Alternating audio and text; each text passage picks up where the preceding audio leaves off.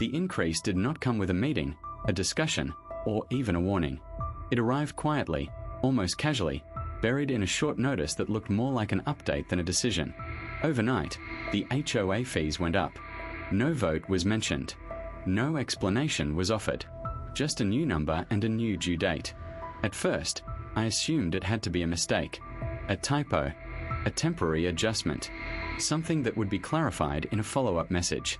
HOA fees do not usually change without notice, and when they do, there is supposed to be a process. At least, that is what most homeowners believe. But no clarification came. Instead, another notice arrived a few days later, this one reminding residents of the updated amount and warning about late fees for non-payment. The increase was being treated as a done deal. No questions invited. No feedback requested. That was when people started talking. Neighbors compared statements and realized the increase was universal. Everyone was being charged more, and everyone was just as confused. Some assumed the board must have voted privately. Others believed the management company had made the call. A few people thought it was tied to inflation or rising costs and decided not to ask questions at all. That reaction is exactly what HOAs rely on. Most people do not challenge fee increases, especially when they are framed as routine or unavoidable. Monthly assessments feel technical, boring, and complicated.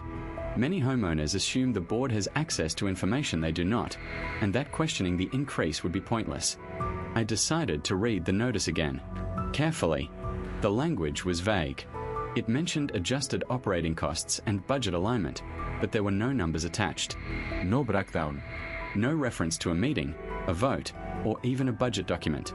There was also no mention of when the decision had been made or who had approved it. That absence mattered.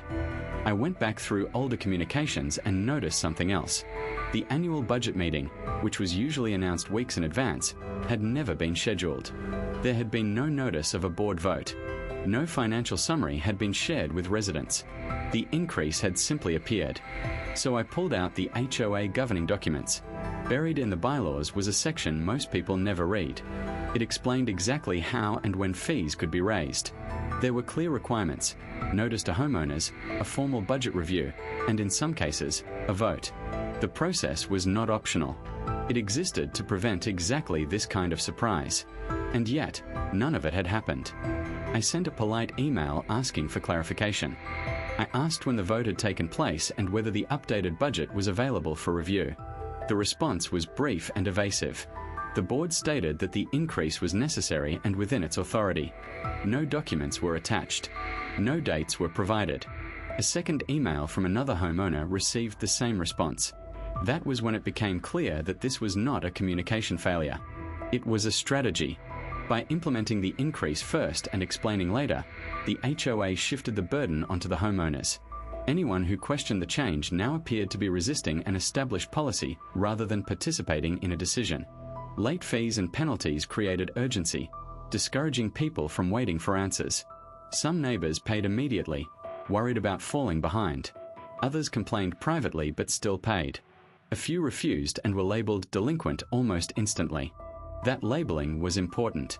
Once someone is marked as non-compliant, everything else becomes easier for the HOA to justify. I asked for the financials again, this time in writing and with references to the bylaws. The reply took longer. When it came, it still avoided specifics. The board claimed the increase was required to cover future expenses, but offered no itemized explanation. No contracts. No invoices. No projections. Just authority. The more I looked into it, the clearer the pattern became. The HOA had not raised fees because costs had suddenly changed overnight.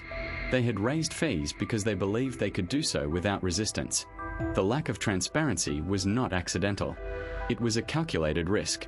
And it worked, at least at first. But the real story was not the increase itself. It was what was being hidden behind it. And that would only become clear once the numbers were forced into the open. Once the questions became more specific, the responses from the HOA slowed down. Days passed without replies, followed by short messages that repeated the same phrases about authority and necessity. No one addressed the actual numbers. No one provided documents.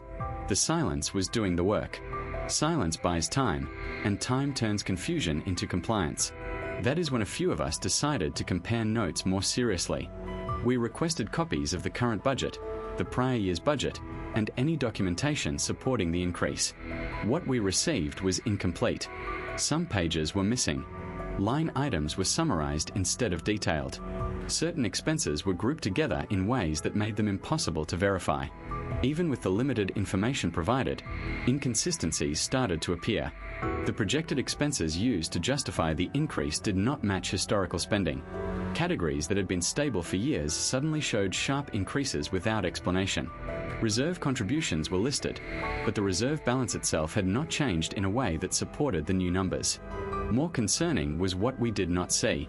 There were no new contracts attached, no emergency repairs, no vendor changes that would explain a sudden jump in costs.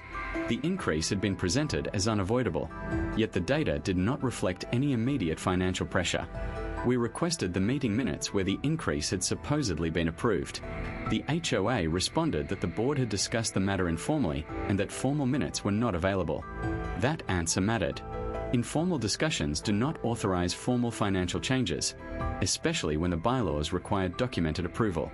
As more homeowners began asking questions, the tone shifted again.